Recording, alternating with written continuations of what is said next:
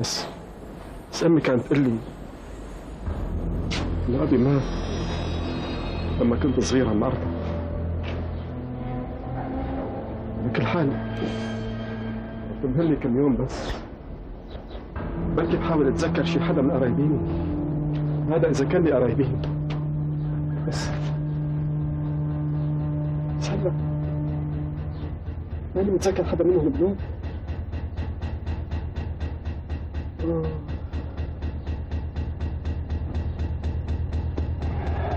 ولا يهمك ولا يهمك، عليك العافية. الله يعافيك.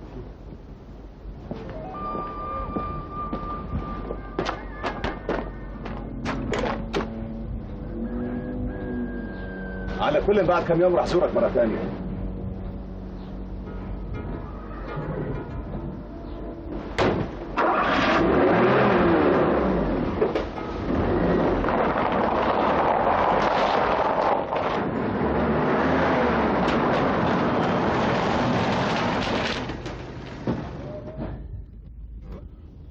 سيدي هذا ابو رضوان بعده بالبيت. شايف سيارته؟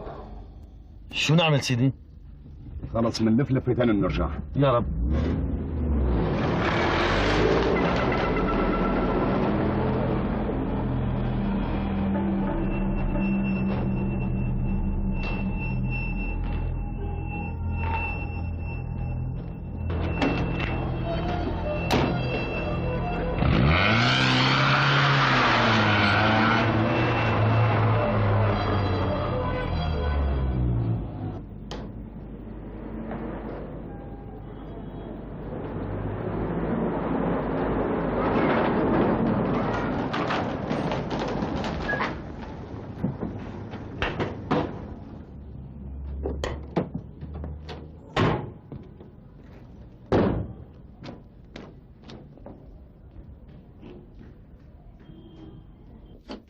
مرحبا. اهلا وسهلا. الله يعطيك العافية. تفضلوا يا اهلين. سلامات. اهلين.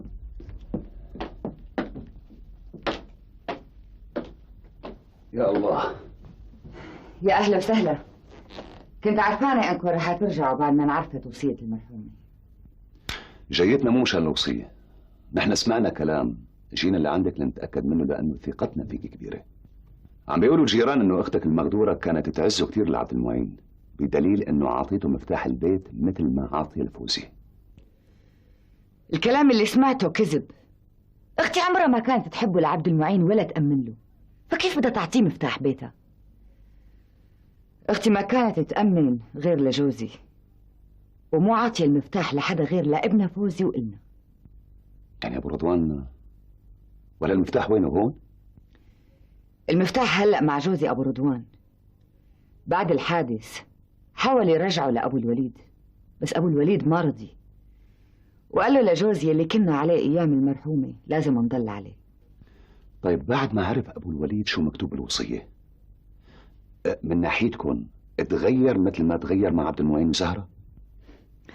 شو هالسؤال هاد يا سيادة الرائد؟ أبو الوليد بيعرف بالوصية من ساعة ما انكتبت.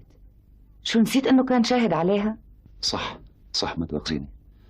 أنا صاير المشكلة ذاكرتي ما عم تجمع، صاير مثل أبو الوليد يبدو. نجيب؟ نعم سيدي.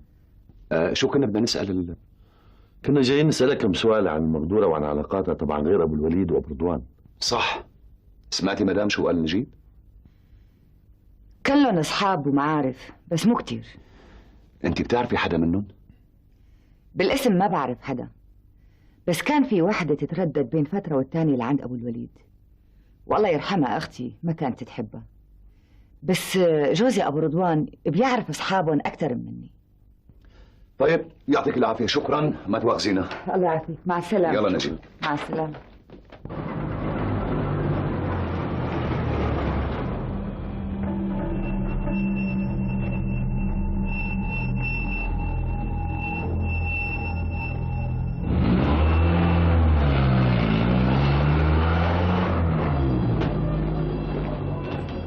ليكو ابو رضوان سيدي هرب، نلحقه؟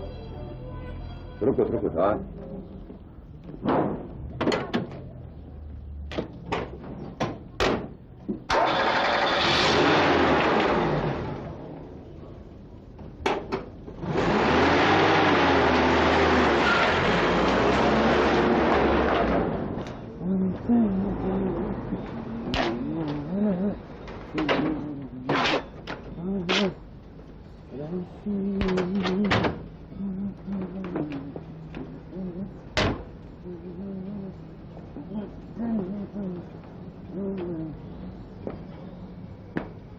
اهلا سيدي.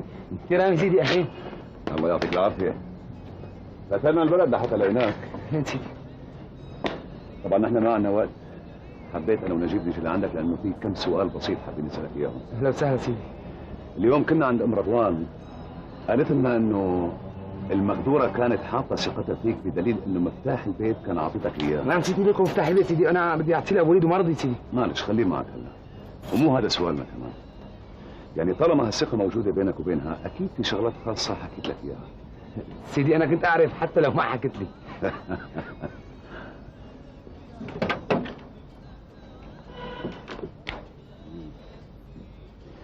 طيب قل لي، في وحده كانت تزور ابو الوليد، هيك ام رضوان حكت، وحده كانت تزور ام الوليد اسمها هنا، اجت لعند ابو الوليد من فتره بسيطه، بتعرف عنها شيء؟ سيدي ابو وليد توفى ابوه وهو ولد صغير، قام متجوز وحده عندها بنت اسمها هنا. طب المقدوره ليش ما كانت تحبها؟ سيدي معها حق، هنا بنت حلوه واصغر من ابو وليد 10 سنين، وجوريه خانم كانت اكبر منه ب10 سنين، وجوريه خانم كانت تغار على ابو وليد كثير. طيب معقول يكون ابو الوليد متزوجها بالسر؟ هيك تصورك يعني بدون ما تدرى جوريه؟ اعوذ بالله سيدي، ابو وليد ما بيعملها، صحيح هنا بنت حلوه واصغر منه ب10 سنين وممكن تجيب له ولد، بس اخلاق ابو وليد مو هيك سيدي، ما بيعملها سيدي. اها. طيب كافتراض لو ابو الوليد طلبها، هي هنا كانت قبلت؟ لا سيدي، لانه لا احكي لك شغله، مره كنا سهرانين ببيت ابو وليد، كنت انا وام رضوان، قام اجت هنا ومعها عمر، فاتوا حبت ام وليد تمزح شوي مع ابو وليد، قامت قالت له شو رايك جوزك هنا؟ هي بدها تمتحنه، قام ابو وليد عصب وطلع من الغرفه سيدي. مين هذا عمر؟ ابنها لهنا سيدي. طيب هنا إلى حدا غير جوزها وابن عمر؟ سيدي اخوها هاني ما صار له شهرين طالع من السجن. السجن؟ شو مساوي ليش؟ سيدي هاني واحد مشكلجي، ضرب واحد بسكين قام قعد سنه بالسجن، بس سيدي هي مو اول مره، يا ما عملها، يعني فايت طالع على السجن سيدي، صاحب سوابق سيدي. صاحب سوابق؟ إلى حدا غير اخوه؟ سيدي جماعه جوزها الله يرحمه، جماعه اوادم وهيك كانت تقول عنهم هنا. طيب هي اجت بعد ما صارت الحادثه مع المقدوره ما هي؟ لا سيدي ما اجت، لانه ما حدا خبرها، لو حدا خبرها كانت اجت راسا. طيب طالما في صله قربة مع ابو الوليد، ليش هو ما خبرها؟ سيدي ابو وليد الله يعينه صاير عم ينسى، هلا اذا سالته ليش ما خبرت هنا كان قال لك مين هي هنا؟ مظبوط. طب اسمع، بدي منك خدمه صغيره. امور سيدي. بكره الصبح بتروح عند هنا وبتخبرها عن الحادث وبس. حاضر سيدي. ماشي؟ طيب يعطيك العافيه. العافيه، مع السلامه. يلا نجيب. العافيه يا ابو رضوان. سلام.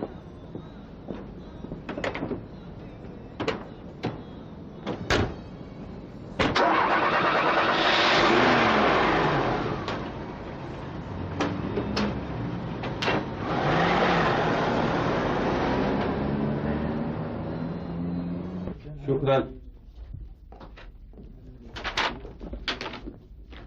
احترام سيدي. وصلنا رد فرح حلب سيدي. عود. شو احكي لي؟ يا سيدي ابو الوليد حجز غرفه بفندق السياحه يوم الجمعه بعد نص الليل. حاسب الفندق وسلم المفتاح يوم الاحد الساعه 4:30 الصبح. في عندك شيء ثاني؟ في سيدي، هذا جواب المصرف للاداره حول الحسابات الماليه ورصيد جوريه الصالح لحين لحظه اخذ العلم بوفاتها. شاهد سيدي.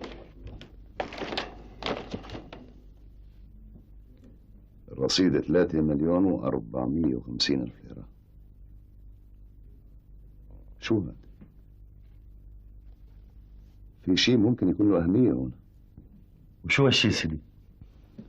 أبو الوليد ساحب مبلغ 150,000 ليرة يوم الخميس، يعني قبل بيوم من سفره لحلب. هو سافر جمعة ما هيك؟ طيب وشو فيها يا سيدي؟ ما هو عنده وكالة عامة كان بيقدر ياخذ مبلغ كله إذا بده. كلامك صحيح، بس هو لما راح على حلب أعطى 50,000 ليرة لفوزي، وهنيك فوزي طلب منه 50,000 ثانية وقال له ما معي. مشان هيك فوزي اجى لعند أمه مشان 50,000. ما هيك؟ شو المبرر ليسحب 100,000؟ سيدي بجوز سحبهم لأنه عنده شغلات تانية. بعدين عدم سحب أبو وليد لمبلغ كبير من الرصيد بيخليه بعيد عن الشبهات. أكيد هو فوق الشبهات، أنا ماني مختلف معك، بس بدي أتأكد ليش سحب 100,000. أهلا أهلا. أهلا وسهلا شرف. كرامي سيدي. اهلا ابو رضوان. يا اهلين وسهلين، تفضل. شو صار معك؟ خبرت هنا، هلا وينها؟ حطيتها ببيت ابو وليد سيدي. بس تصور سيدي، اول ما شافها ابو وليد ما تذكرها. طب اسمع، انا بدي اشوف انا لحالها. ام رضوان وين كمان؟ معها سيدي ببيت ابو وليد. شوف، بتروح لعندهم وبتقنع ام رضوان تاخذها بحجه الغداء اللي عندكم على البيت. هلا الساعه 1 4 بالضبط بكون عندكم، ليه هيك؟ تفضلوا تفضلوا. مرحبا. اهلا وسهلا يا كيف اهلا، الصحة؟ تفضلوا يا اهلا وسهلا. يعطيك العافية. تفضل يا اهلا. ست هنا، ام عمر، قريته لابو وليد. تحياتي شرفنا. رائد جلال، مساعد نجيب. اهلا وسهلا. انا بدكم ما تاخذوني، ها؟ عندي طلب على المطار، وهي ام رضوان عندكم، بيتكم. ها، السلام عليكم. مع السلامه، يا الله معك. تفضلوا ارتاحوا، يا اهلا وسهلا فيكم. انا عن اذنكم عندي شويه شغل بالمطبخ. ولو خذي راحتك. يبدو جينا بوقت غير مناسب، شو بدنا نساوي؟ يا اهلا وسهلا. الحقيقه عم بيقول لي هنا دغري تذكرت مو عم نحقق هلا بالقضيه، فاسمك ورد على اساس انه انت اخته لابو الوليد. لا مو تمام. أبي تجوز أمه لأبو الوليد بعد ما مات أبوه. بس كمان اللي فهمته انه عشتوا ببيت واحد لفتره طويله.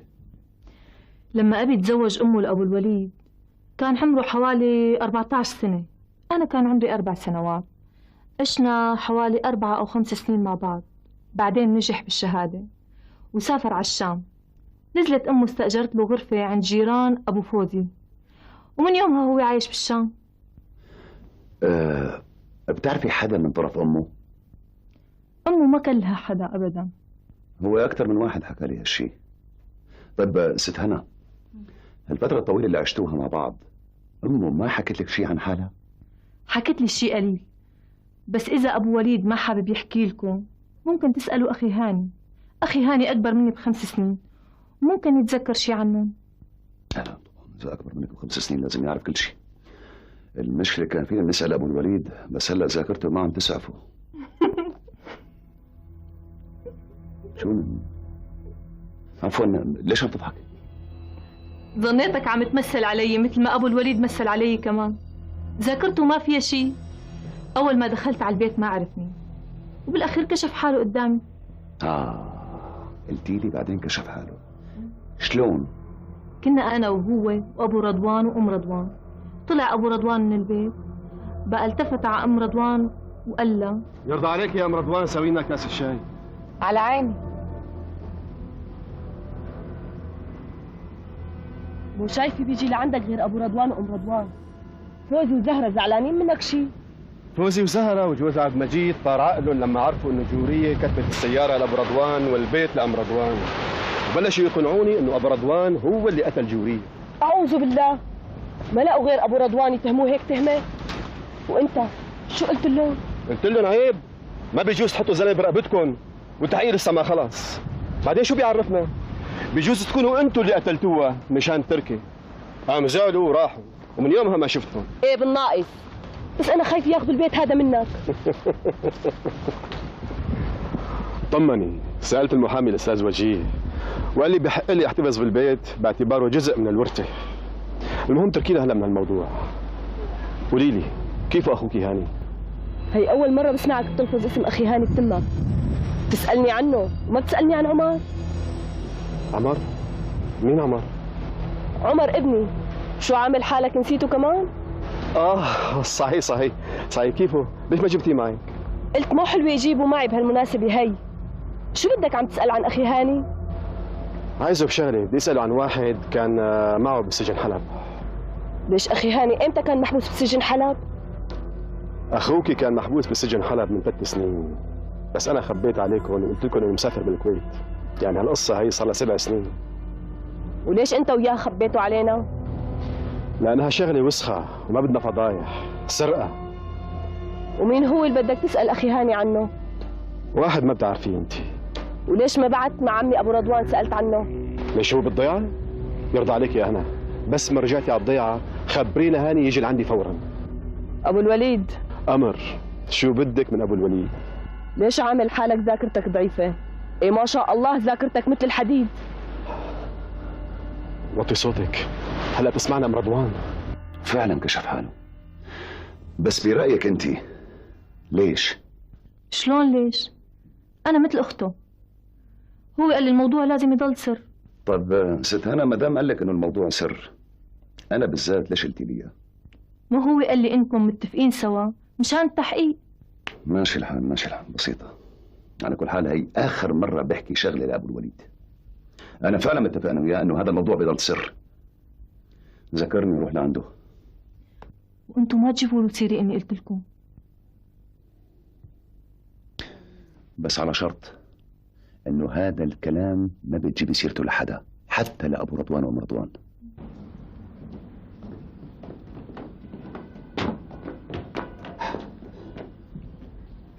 نجيب. نعم سيدي.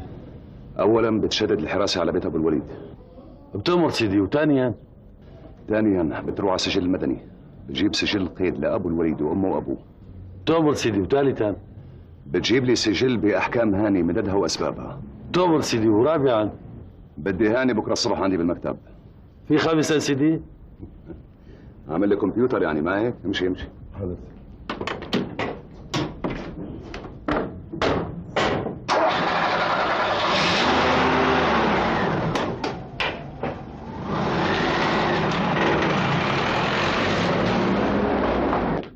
احترام سيدي. سيدي هاني عندي بالمكتب، بتحب تشوفه؟ هاني؟ أيوة. اهلا. احتراماتك سيدي. سلامات. اهلا وسهلا. اهلا سيادة الرئيس سيدي. هلا ابو خالد. شو مشان هاني سيدي؟ خليه عندك. حاضر. ايه خبر. وصلنا التقرير اللي خبرت عنه سيادتك، وفعلا طلعت السيارة مسروقة من حلب بتاريخ 15/4. تفضل. 15/4 يعني بنفس اليوم اللي انقتلت فيه جوية الصالح. للمصادفة الغريبة سيدي، بنفس اليوم ومن نفس المنطقة انسرق سيارة خصوصي من هون والتقت بحلب. هذا هو الخبر اللي بفرح القلب. يا سيدي شكرا. اهلا. اهلا وسهلا، شكرا كثير. احترامات سيدي. نشوفك. ان شاء الله. الله معك، مع السلامة. نجيب. نعم سيدي. خليك فوق. يا هاني. طلع لي عادل موفق الدرويش. عادل نواف الدرويش. سلام. خليك هون واوعى تتحرك. ايه؟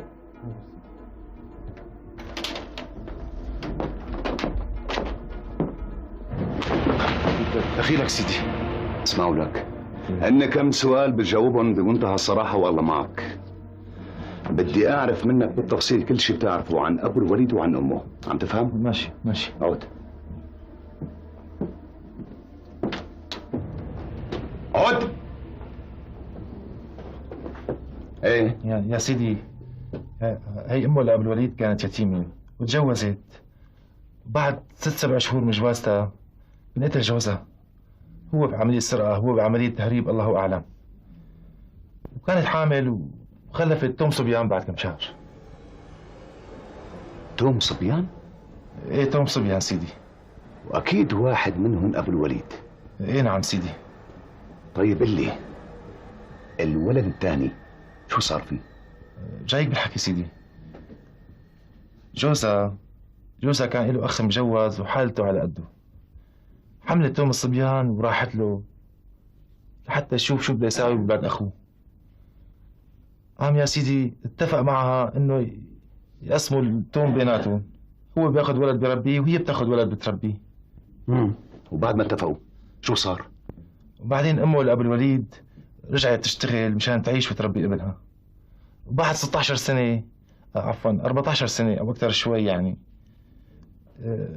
التقى فيها ابي، تعاون معه وتجوزوا. كثير مليح. هلا بدي اعرف منك بالضبط شو صار بالولد الثاني. الولد الثاني سيدي ضل مع عمه بالشام 2-3 بعدين عمه سافر بريت البلد واخذه معه، ونطعت اخباره عن امه، وامه ماتت ما بتعرف عنه شيء. بس انا شفته سيدي. وين شفته؟ وامتى بالضبط؟ سجن حلب قبل 10 سنين، كنت محكوم 3 سنين.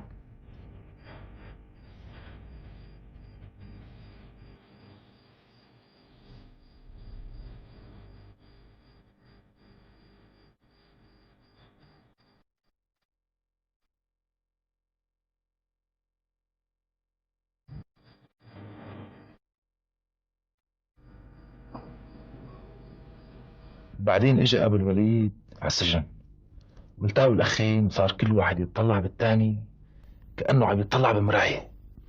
انت ملاحظ انه لحد هلا ما ذكرت لي اسمه؟ اسمه محمود سيدي. قديش كان محكوم؟ 5 سنين جريمه قتل وصار له 5 سنين طالع من السجن. 5 سنين وصار له طالع 5 سنين. طب قل لي هاني، بعد ما طلع من السجن انت بالذات شفته؟ زرته 3 مرات بحلب وكل مره كنت اقعد معه اسبوع كامل عنده بالبيت. وهون بالشام شفته قبل ما تنقتل جوريه ب5 ايام. وين؟ كنت قاعد بالضيعه عند اختي عم بشرب كاس شاي. هاني، لك هاني. ايوه مين؟ تعال شوف تعال. اهلين ابو الوليد.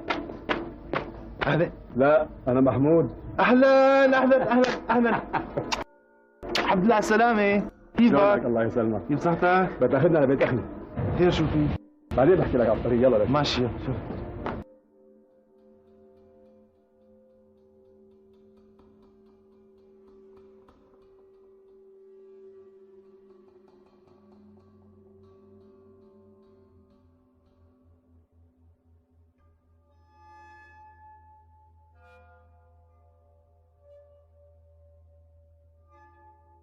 هاني روح نادي له لابو وليد. يلا.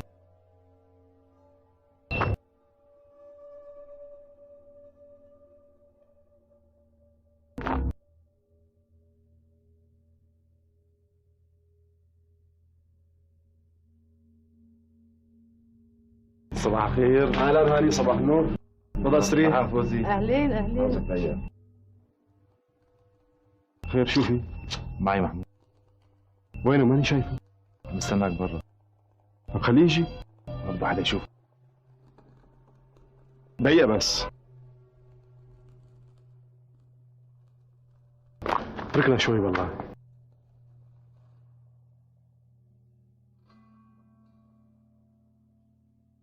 أهلين أبو الوليد. نعم، شو بتريد؟ واقع بمشكلة بدي مساعدة. خير، شو هي مشكلتك؟ مشكلتي مشكلة مصاري، وما بتنحل إلا بالمصاري. وقديش المصاري اللي لازمينك؟ المبلغ بالنسبة لك مو كبير كتير، 100,000 بس. أنت غلطان يا محمود، المبلغ بالنسبة إلي كبير كتير. أنا ما عندي غير راتبي بس أنا بعرف إنه زوجتك جورية غنية كتير وبإيدك كل شيء. صحيح مرتي غنية وبإيدي كل شيء، بس هذا ما بيعني أبداً إني أنا كمان غني، وكمان ما بيعني إني أولي حق أتصرف بأموال جورية. على كل حال أنت قصدني وجيتك غالية كتير. أنا رح أتدين مبلغ من جورية وأعطيك إياه، بس على شرط. أنا مستعد لكل شروطك. شروط توعدني إنه تكون هالمشكلة هي آخر مشاكل. إذا لا سمح الله صدف ووقعت بمشكلة ثانية، أرجوك لا تجي لعندي ولا تطلب مساعدتي. بوعدك. عال كتير. اتفقنا. تفضل معي أعرفك على زوجتي.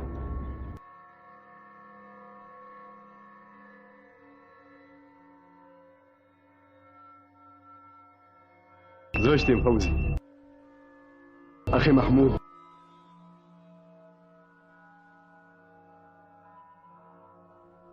ممكن تشيل هالنظارات عن عيونك حتى اقدر اشوفك منيح؟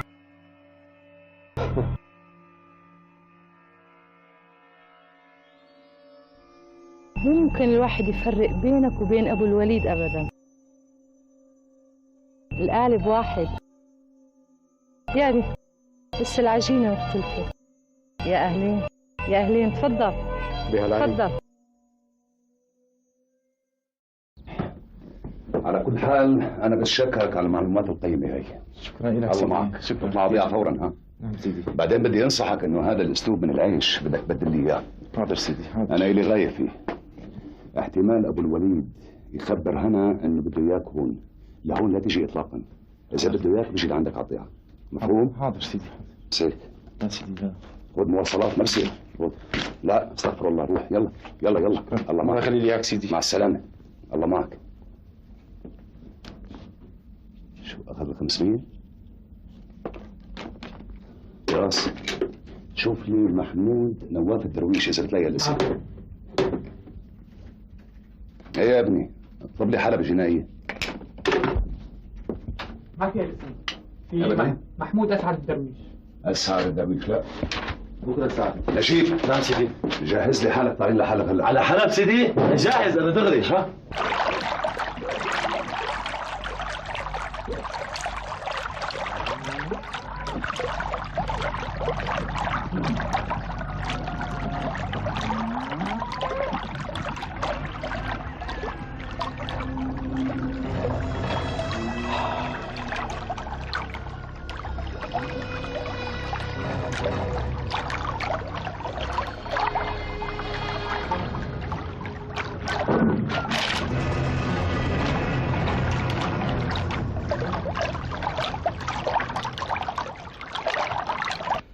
محمود بن جواد الدرويش شو بو؟ سيدي عم نحقق بجريمة قتل حادثت في دمشق، وعم نحاول نعرف كل الأشخاص اللي بيعرفوا المقدورة أو بيعرفوا زوجها. ايمتى حصلت الجريمة هاي؟ قبل 10 أيام، يعني بتاريخ 15/4 يوم السبت الساعة 9:30 بالليل.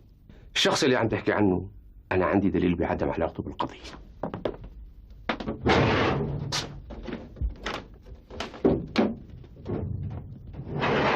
محمود الدرويش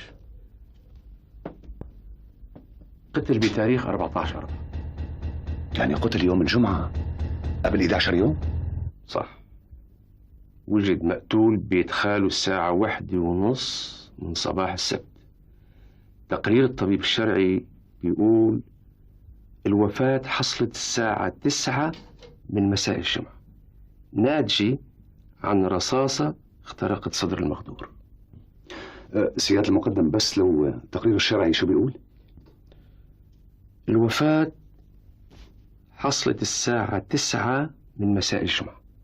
أيوة، يوم الجمعة الساعة 9 مساء. سيادة المقدم، والجثة مين اكتشفها؟ حسب البينات اتصل مجهول بشرطة النجدي وأعلمنا عن الجريمة، والمجهول أعطى اسم القاتل وعنوان بيته كمان. طب لو سمحت، أي ساعة بالضبط اتصل المجهول؟ الساعة 1 من صباح السبت. واعتقلتوا القاتل؟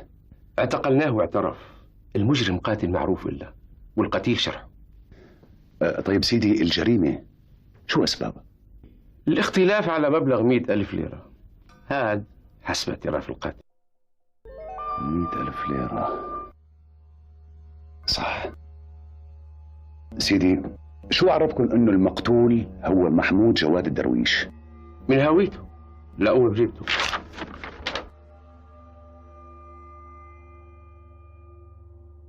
محمود جواد الدرويش. بعدين محمود مجرم معروف إلنا، وأنا بعرفه شخصيا، حققت معه بعدة قضايا. لما شفت جثته عرفته فورا، يعني لو ما لقوا هويته كنت عرفته. سيدي، ممكن الهوية احتفظ فيها يومين وبرجع لك اياها على كفالتي؟ تكرم عينك رائد جلال. شكرا، يلا سلامات. بالتوفيق.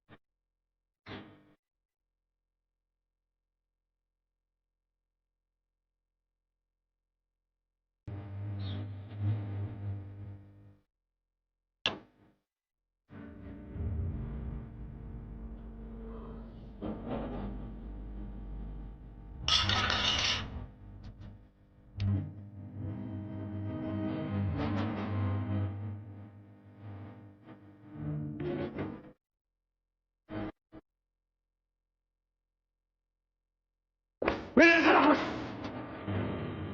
تحرك ولا كلمه. تحرك.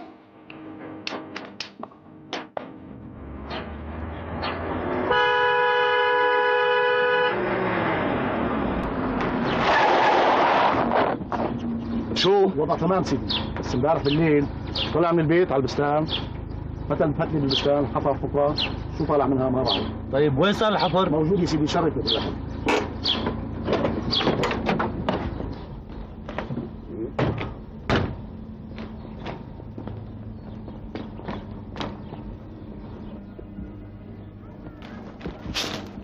وين؟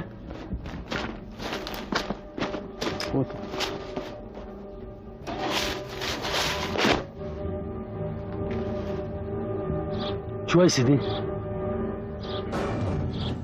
هي كانت هون. معقول يكون فيها مصاري؟ مصاري لا سيدي، بس ليش ما يكون فيها مسدس؟ صح. وينك؟ ترجع معنا هلا، بتوقف محل ما كنت. نعم. واذا رجع لهون تعتقله فورا. فورا حاضر. امشي نجيب.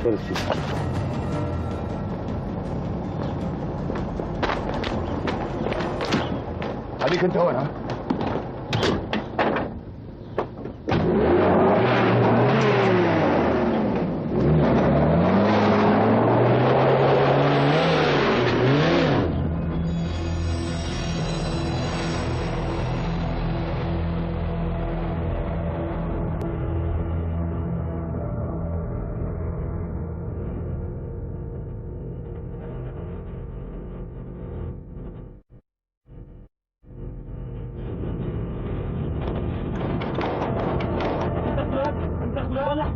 ولا حركها.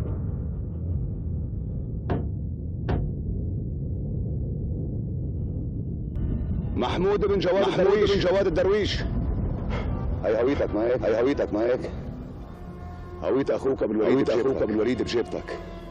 يمكن انتهت اللعبه.